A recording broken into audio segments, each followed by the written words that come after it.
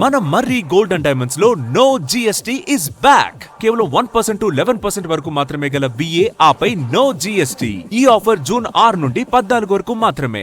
ఆదాయానికి మించిన ఆస్తుల కేసులో అడ్డంగా దొరికిపోయిన మోహన్ నాయక్ ఆస్తుల గుట్టు విప్పే పనిలో ఏసీబీ నిమగ్నమైంది. ఆర్ఎండ్బి ఈఎన్సీ హోదాలో ఉన్న వ్యక్తికి వేల కోట్ల ఆస్తులు ఎలా వచ్చాయనే విషయంపై కూపీ లాగుతోంది. ఆయన వద్ద లభించిన బంగారం బిస్కెట్లు సైతం ఎక్కడి నుంచి వచ్చాయనే కోణంలో ఆరా తీస్తున్నారు.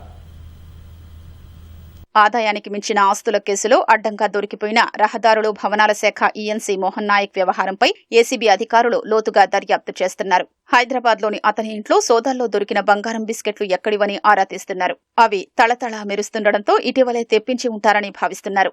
బిల్లులు మంజూరు చేయించినందుకు ఎవరైనా గుత్తేదారు బహుమతిగా ఇచ్చి ఉంటారా అని అనుమానిస్తున్నారు. ఇంట్లో దొరికిన దాదాపు 60 ఖరీదైన మద్యం బాటిళ్లను గుత్తేదారులే ఇచ్చి ఉంటారని భావిస్తున్నారు. మరోవైపు మోహన్ నాయక్ కు బంధువుల్లో బినామీలెవరైనా ఉన్నారా అనే కోణంలో దర్యాప్తు చేస్తున్నారు. మోహన్ నాయక్ భార్య తరపు బంధువులపై ఏసీబీ అధికారులు ప్రధానంగా దృష్టి సారించారు. అలాగే ప్రభుత్వ ఉద్యోగులుగా ఉన్న ఓ ఇద్దరి చరా స్థిరాస్తుల గురించి కూపీలాగుతున్నారు.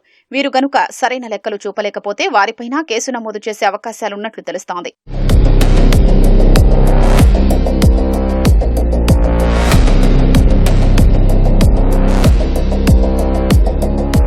మోహన్ నాయక్ స్వగ్రామం నిజామాబాద్ జిల్లా డిచ్పల్లి మండలం కులాస్పూర్ తండాలో ఇప్పటికే ఏసీబీ అధికారులు 19.38 ఎకరాల భూమిని గుర్తించారు.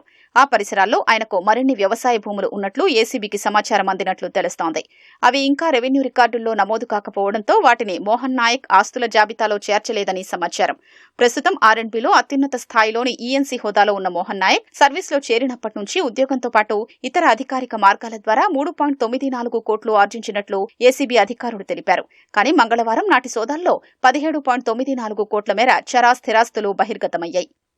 ఆదాయానికి మించిన ఆస్తుల కేసులో మంగళవారం అరెస్టైన మోహన్ నాయక్ కు న్యాయస్థానం 14 రోజుల జ్యుడిషియల్ రిమాండ్ విధించింది. బుధవారం ఉదయం ఆయన్ను పోలీసులు చంచల్గూడ జైలుకు తరలించారు.